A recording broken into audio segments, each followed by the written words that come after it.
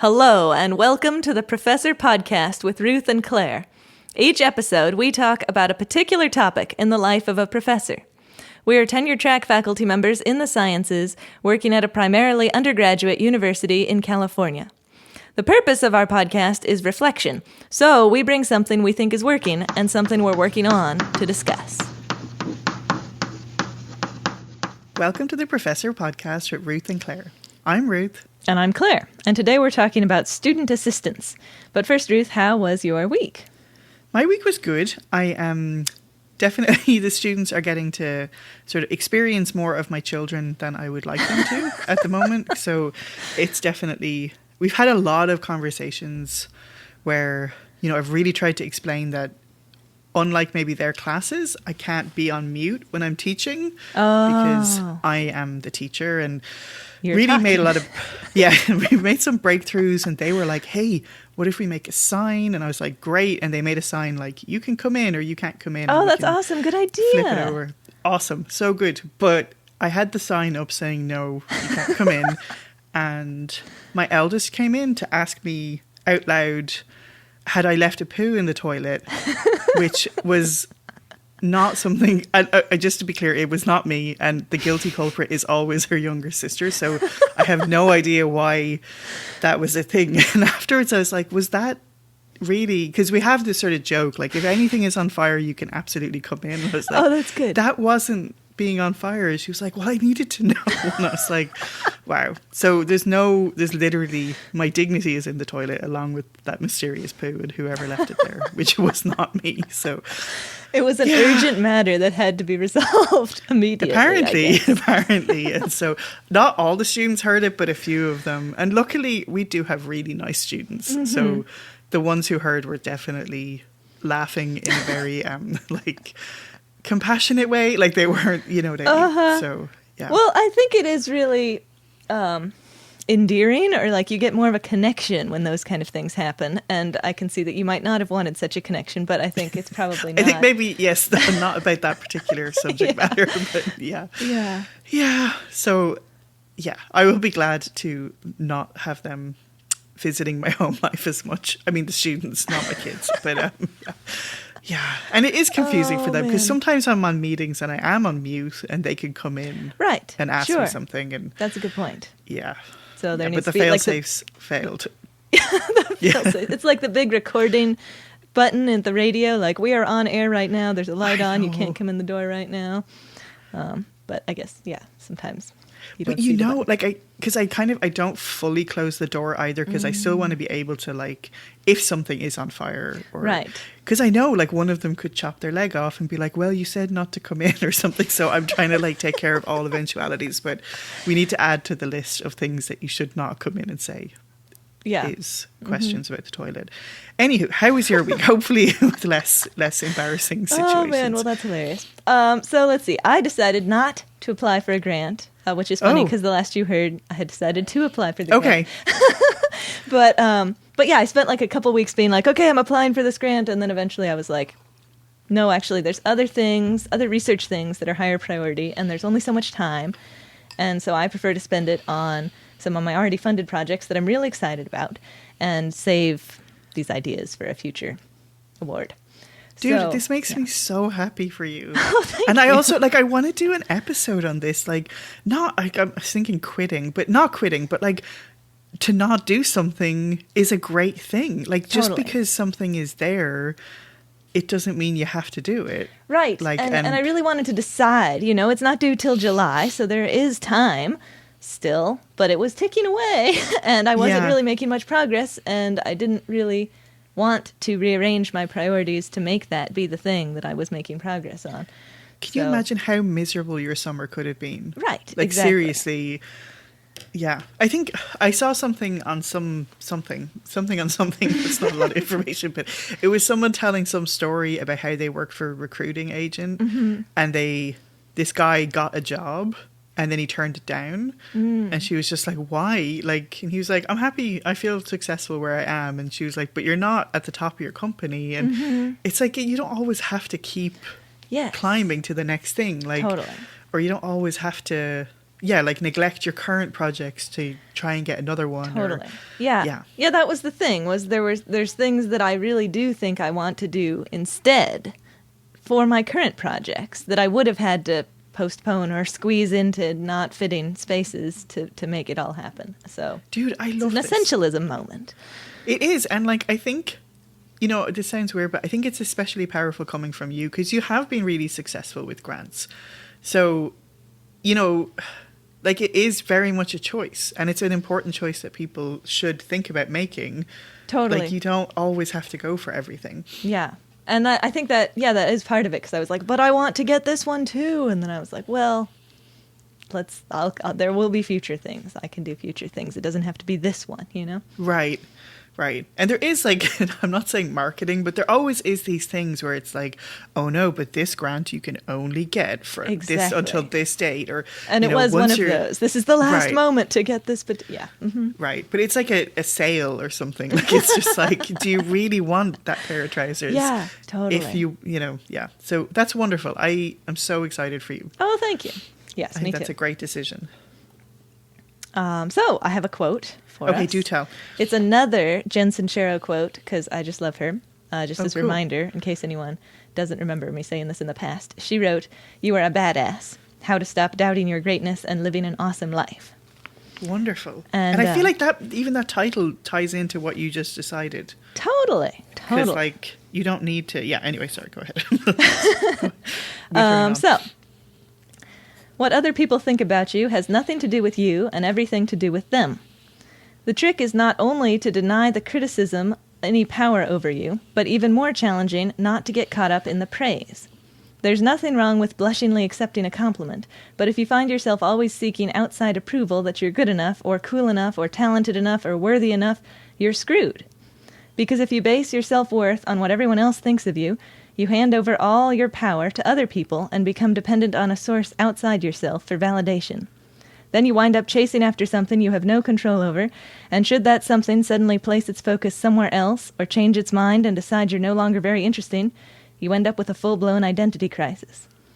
All that matters is what's true for you, and if you can stay connected to that without straying, you will be a mighty superhero. Oh my God, I'm really struggling to not swear about this because, wow, that's so powerful. And I mean, it's just so much what I struggle with. But I also, like, the best advice I ever got from a professor was along those lines. Mm-hmm. And it was like, take both criticism and praise with a grain of salt. And the criticism ones is like, oh yeah, of course. Totally, but then, I'm down with that, yeah. But right, then the praise, I know. Right, and it's like... yeah, everybody has their own story about, you know, whatever they're offering you. We take these things as if it's this sort of all-knowing voice from on high instead of like just some random person with an opinion that who knows how they got it. Yeah, and I hadn't really thought, I mean, it just really resonated with me, the idea of if the praise becomes important, then so does the criticism. You know, they all go, totally. and you don't want... either of those to be important, actually, because it should all be about what you want to do and what you believe is right. So I just really like that. Oh, I love it. Love it. Okay, cool. Okay, student assistants. Student assistants, yes. Should we sort of define what we mean about that? Yeah, so what kind of assistants have we had? What have you had? Let's start with that. What? Yeah, so we only have undergraduate assistants because that's all we have where we are. And I have had both research and teaching assistants. Cool. And your teaching assistants, what do they do for you? So they are, like, I have some who are through the tutoring center. And this is a new thing that actually happened with being online because the tutoring center was not getting enough traffic. So they started doing embedded tutors in the class. And so they come to Zoom. They come to your class on Zoom. Cool. And they're sort of dedicated to Physics 109 for the semester. So they're very, you know, because that's something students say all the time. And some of it, I don't know if it's totally true, but when they go to the tutoring center, like, oh, but they don't know how to do it the way you do it. Or like they've done physics, but it isn't using whatever, you know. Totally. No, I think it is really helpful if they see exactly what you're going for. What you've emphasized, what you're covering right now, it makes a lot of sense that would be helpful for the best tutor experience. Right. And these people are just amazing. They're so awesome. And they kind of come around the breakout rooms with me, or we kind of all go in a loop. That's awesome. You know, chasing each other around the breakout rooms, and they help students. And this is a bit weird to say this, but I trust them absolutely. So I feel totally comfortable giving them all the homework solutions and all of the activity solutions. Awesome. And I don't mean like someone would, you know, but I can imagine I certainly was that person back myself in the day in grad school, where you're just frazzled and you're like, look, here's how to do the problem. And, you know, tell that, like, rather than, and actually sometimes still as a professor I do that, but like they're awesome at being very, what do you think it is? And like doing the actual real scaffolding through the problem and making sure they do it. So they do awesome. That's great. Yeah. So I've had undergraduate student assistants for classes as well, but mine are always focused on the lab side. And so they help me prepare for lab. So usually it involves getting chemicals out, getting waste containers out, making sure that our water container's full, those kind of things, but then also testing our instruments and making sure that they're working and nothing went wrong since the last time we used them and that kind of thing. So they're less involved with the students in the class and more involved with helping me get the lab working for everybody. Dude, sometimes I just can't even cope with what you must have to do in lab. Like, it's just so many things. And then they're dangerous as well. Like, that's the thing. It's one thing if it was just so many things, but luckily, the fact that it could be dangerous is... I have control over them. So I do, like, recently I did say, well, we're not going to do this manganese chromium lab anymore. Those chemicals are too dangerous. Let's do nickel cobalt instead. And, you know, so... I have a memory of using like hydrogen fluoride in undergraduate, and it still haunts me. Like, it still freaks me out. Yeah, I cut that from my analytical method for my research, even though it helps get good results, because I don't feel like dealing with hydrofluoric acid. Yeah, no, I mean, I just don't want to have that on my conscience. Some student is like, yeah, anyway. Yes, cool, okay. And have you ever had anyone for research? Because did you have students who were like doing kind of education research with you? Oh, that's true. Yeah, I mean, so I do have undergraduate students working with me in research all the time. I hadn't really thought of them as student assistants, but I guess they are. But yes, I did have some students who worked with me last summer, helped with an educational side of a grant that we have, developing assignments to scaffold students feeling confident in the material. So yes, they helped me with making assignments as well. That's totally... Awesome. And yeah, I've also had a research student too. And so how did that work? That was amazing, because she was someone who was just a phenomenal researcher, and she graduated, and I had a little bit of money left over. And I had a whole bunch of students who would really have really wanted to do research this semester and would really benefit from it in terms of maybe like applying for REUs in grad school and stuff. So I didn't have the sort of mental energy to do it and to sort of really give it all it needed to get. So then I thought, like, I hired her, and she's been kind of doing a lot, like all of the administration. Like, nothing has ever run so smoothly in my research group. So she has been amazing, and like prepares the slideshow for each week, where each student will go and like update their slides. That is awesome. Yes, it's really awesome. It's really, really awesome. And somehow we managed to submit 2 posters. Cool. Like, well, thanks to her, basically. So, well, that sounds like a great success story of students. So wait, I want to hear more. What do you mean update their slides?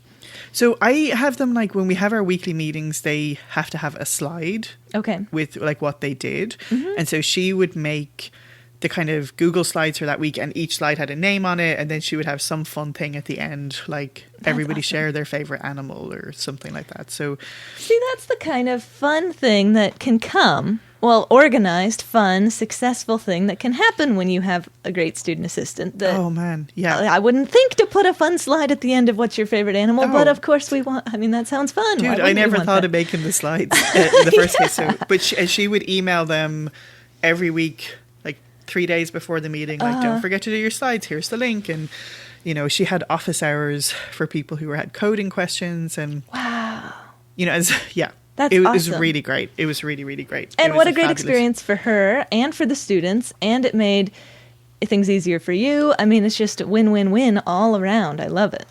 Yeah, like, I think I kind of had a bit of guilt about the whole thing, because I've been like, it sounds like a phenomenal success story. I don't know. Right. No. So, and I think that's the thing, right? Like, I could not have had a research group that size this semester, just with everything that's going on. So I guess it is a win. I think so. I mean, and imagine for her experience, it's going to be awesome. I mean, that's right, and that's phenomenal. So yeah, I think it's great.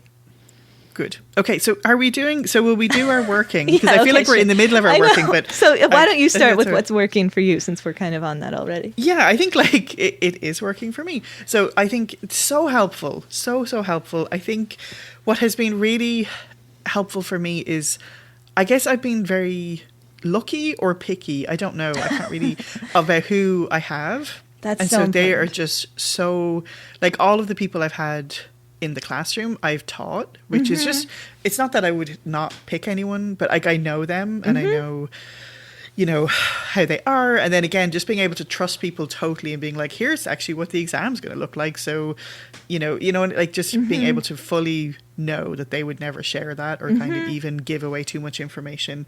So they're just having, I think being choosy about who you get is important. I think, that's really working. And then just actually the research thing is like an experiment this year. I'm not sure if I can afford it in the future, but it has been really, really, really cool. And I wonder, okay, here's the question. Maybe this is more in the working on.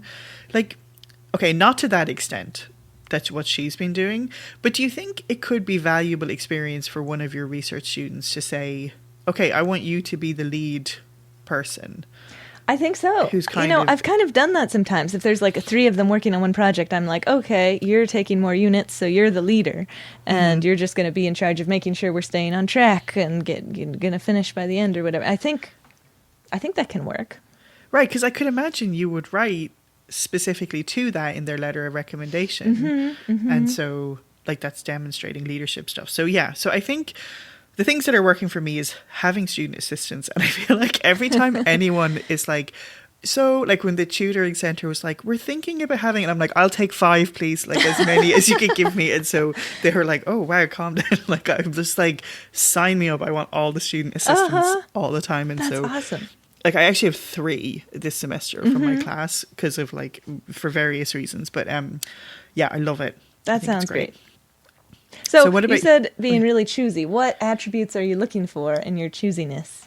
Yeah, I think it's really, really important for both, any research or anything. Like, you don't want that person who perhaps was incredibly successful grade-wise, but maybe is not personable or sort of a reassuring instructor. You know, like, you definitely do not want someone who's a show-off and is just like, stand back and watch me do this great physics problem. Like, that is not what we're looking for. And I think part of the look is the tutoring centre does so much work training students, and they really seem selective. So I think that is really, really helpful. What about for research? Is it similar, or? I think it's the same thing. I think somebody just being like, you know, I haven't encountered it that much, but I've definitely seen students who haven't necessarily worked with me, but I'm like, that would be the worst person to teach other people how to do stuff, you know. And like a student shared with me, they had an experience where in a different place, they had, like, they were in a research group and the main superstar coder guy was just like, what is wrong with you? Like, why can't you get this after like 3 weeks? Or, you know, just, again, he was obviously the megastar of the group and had all of the skills, and teaching other people coding was definitely not one of his skills. So sure. Yeah. I mean, I could imagine like you might want that person in your group because they're the superstar coder, but you wouldn't want them to be in charge of teaching other people coding because that's not one of their skills. Right. And we actually have a superstar coder in the research group. We kind of joke he's like the IT department because we're just like, and turning over to the IT department, what's going on over there? And he is a super sweetheart, which is great. But I can definitely imagine. So I think, yeah, or someone who's that kind of scatterbrained person is not the person to lead things. Yeah, that makes sense. So working to people's strengths, basically. Right. And I love, like, with, you know, and I was a bit more uptight. I have the same students this semester that I had last semester in the classroom. So last semester we would do weekly updates, and they would always reply with, who came to tutoring or who do they think was struggling? And so that kind of stuff, just knowing that they were like on it and would be responsive was super helpful. I do not do well with radio silence in between. So good communicators. That's so great. What about you? What works for you? Well, so as I said, my student assistants are usually helping me prepare for the labs for my classes. And I really think it works well to have them test the instruments for me in advance because that's exactly the kind of thing that there's probably not going to be an issue with the instrument because we used it last year and whatever. But when there is. But if there is, we need to know about it before the class happens. And it's perfect because they're doing basically the experiment that the students are going to do when the class does the experiment. The student assistant does it in advance, just make sure they get normal data. If something weird comes up, then I can come on the scene and try to figure it out. But otherwise, I don't really have to be involved. So it's great because they get independent experience on the instrument and preparing to use the instrument, making whatever solutions they need. I don't have to do anything, but if something does come up, then I can help at that particular moment. So I just feel like it's really I'm just super satisfied with them testing the instruments in advance. And usually they can work without my oversight. I'll just give them some directions. They'll swing by my office if they run into a problem or have a question. But yeah, they get to work independently in the lab, which I think is huge for them. They get more instrument experience, huge for them. And it really is helpful for me. And then also thinking about, like you were saying, what is a good match with the students' interest and their skills? Matching them with a certain instrument. If they're really into biochemistry, then maybe I'll put them on an instrument that biochemists use. Or if they're really into software, then maybe they can work on the software issue. Obviously, we still have to fill all the water carboys in the lab, regardless of how interested anyone is in that. But right. But if they're like, that just isn't my thing, water. Yeah, exactly. But yeah, some matching I think can be good for making it more relevant for them. And equally valuable to me. So those are just some of my thoughts on that. I love it. Yeah. Yeah. So that kind of, are we ready for me to segue into my working on? Okay. Because it kind of, to piggyback on what you said, I don't do a good job with that. With which? Like matching people's interest to things. And I'm just like, I don't think I think enough about like, it almost being like, I could see it being helpful to think of it almost as like, this is a class they are taking and this is going to teach them these skill sets. Like, I don't think I do that. And I wonder, I mean, partly that's because like everything is on fire at the moment and we're all just running around. Like, so there's a bit of that. So I don't know. I don't think I scaffold it enough. And some of me saying being choosy is I don't want to. Like, I just want people to sweep in and just do jobs that help me. And so... yeah, so I don't know. I think I try and justify it in my head with like, especially, I don't know about chemistry, but I think in physics, it is quite relevant for grad school because you're going to be a teaching assistant when you go there to have that experience. So I kind of justify it that way, but I don't do anything where I'm like, oh, this person's really interested in this. I will hope to develop that skill for them. And so... yeah, well, I don't know. I mean, it's always a balance, right? I mean, they are a student assistant hired to assist you. And so that seems like the most important thing is that they are doing something helpful. And then they are getting experience, even if it's filling the water carboys, Right. So it's just an added perk if it meets some of their interests. But on the other hand, maybe it's good for them to explore something that they're not as connected to already, and they'll develop some more skills and interest by having to work on. Like, I didn't even know that I liked teaching until I had to do it in grad school, and then I was like actually teaching school. So you never know. I don't think it's bad if you don't match it up, Yeah. Okay, good. Thanks for solving my questions because I'm like, but yeah. And I think also sometimes, like you said, but there's a lot in maybe some of the mundane things that they don't recognize, like say even filling up the water, right? I don't know why we keep coming back to that, but like that's like a routine responsibility thing, and if you don't do it, then the labs aren't going to happen. And so it is still, because you have that, I mean, it's not sort of on the topic of student assistants, but sometimes with students wanting to do research and they're like, I want to do, and you're like, yeah, no, that's you have to do all this boring stuff also, you know, so like, I think, maybe this also involves that. Yeah, well, a student also told me one time that having been a student assistant for me in the lab, she really realized how much there was to preparing these labs and to getting the instruments ready. And I felt like that was very important, that she learned that you know, all the testing of the instruments is part of preparing for the lab, and just to understand what goes into running the instruments besides just being there for the class. So I thought seeing the mundane can be very valuable. And like you say, totally. The skills of just filling the water bottle every time, you probably need to do something like that in whatever you do in the future. So that is helpful to remember to do it. Awesome. Yes. So tell me, what are you working on? So I'm working on telling them when they did something they shouldn't do in the future. Oh, God. Oh, yeah. No, because right now I just don't do that. Well, I mean, I do it in a very passive way. So if they spill powder on the balance or something like that, or they click a wrong button in the software and they overwrite the method, and they didn't even notice they did this, you know, I discovered this after they left. I always think, like, should I tell them? And I kind of think I should.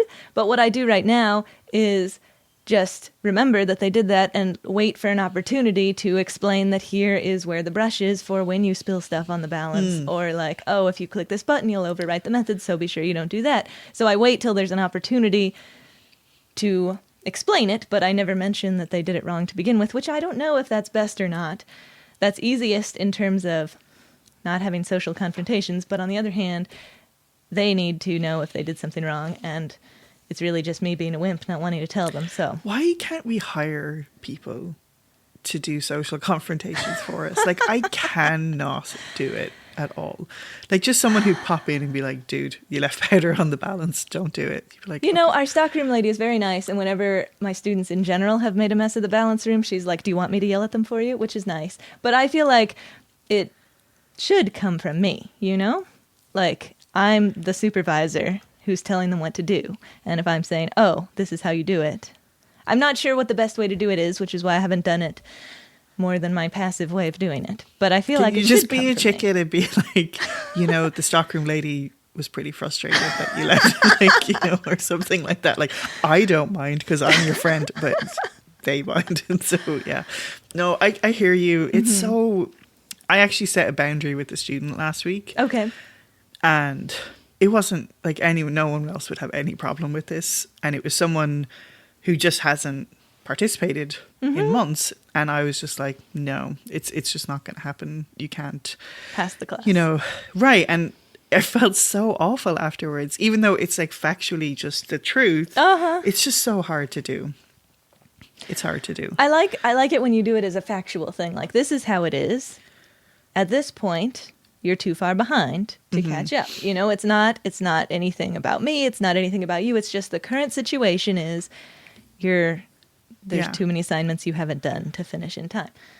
But how do you do that with, like, you messed up and you left stuff on the balance? What's the phrasing for that? I guess. I mean, just factually, right? Like, that could mess up a subsequent measurement, sure, right? If and there was powder on there. The next person doesn't know what the powder is, and that's why it becomes a problem. And also, I think you're doing I'm just going to give you an out because I don't want you to have to do confrontation. But I think you're doing a generous thing, right? And you could say, let me go over the thing with you. And the first thing you need to do is sweep off the powder. And you would hope the person who used it before you has also done that, so you don't have to do it. And then if they keep doing it after that. But I think you're that's a good you're idea. being generous and not being like, you moron. Like, why would you do such a thing? And I know there's a space in between berating someone and, you know, so I think you're being really generous, and I think you're being typical, thoughtful Claire in, you know, giving them the information explicitly. And then I think you are very good at keeping track of things. So if it happened again, then you'd be like, hey, bozo, don't spill the powder. And maybe what I should take away too is to remember to show that in advance, you know, like, I didn't think to show this person the broom thing beforehand. So now I should remember to do that. Yeah, maybe. I don't know. That might help at least. But yeah. Anyway, thanks for the reassurances. I'll keep working on that one. Yeah, I'm not any help at all, sorry, because I'm just a complete chicken. So yeah, but that's super cool. I think, this was really helpful for me to have a bit of reflection about possibly also, in the future, if I have newer student assistants, like having a bit more of like a training plan for them. Totally. And I think, I've gotten quite comfortable with these ones, and I haven't been maybe as managerial, if that's the right word. Totally. No, I know what you mean. I have one student who's gone kind of above and beyond and figured out that it'd be helpful if he opened the doors at the beginning of the day and stuff like that. And I was like, this is helpful. I should write this down as like a list of things that I should tell future people to do. Yeah. Yeah. Excellent. Okay, or we just never let those people leave and we keep them forever. You can't graduate. Sorry, you're all trained. She's like, they just keep failing my class. I don't know why. Yeah. Okay, cool. Thanks, Claire. That's awesome. Thank you, Ruth. Thanks so much for joining us on the Professor Podcast with Ruth and Claire. We're delighted to have you as a listener, and we would love to hear from you. And if you want to email us, our address is contactprofessorpodcast@gmail.com. We'd love to hear any of your suggestions for future shows or professor quotes that you might want to share with us, or even just things that have come up for you when you were listening to previous episodes. And if you've been enjoying the podcast, we would love if you would spread the word. So the best way to spread word is by telling people if you think they should listen to it, or you can leave us a review wherever you listen to your podcasts. Thanks so much for joining us, and we'll see you next time.